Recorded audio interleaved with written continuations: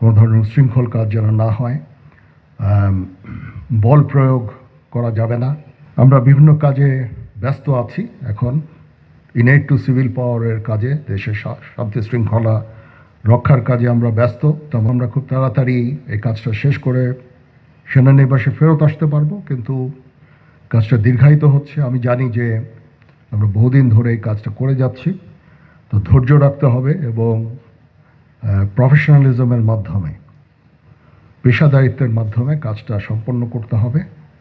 দেশ এবং জাতি তোমাদের এই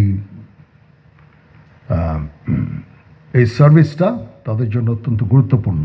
সুতরাং দেশ এবং জাতির জন্য আমাদের কাজ করে যেতে হবে।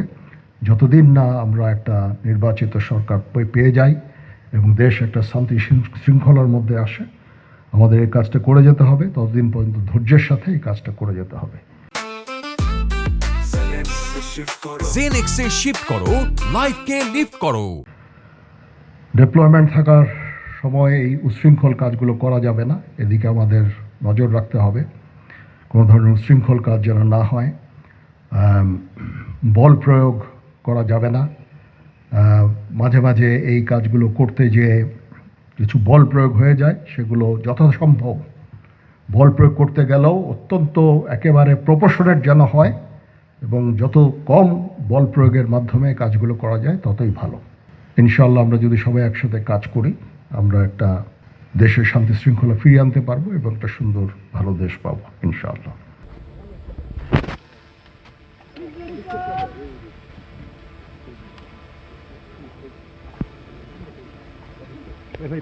Thank you, sir.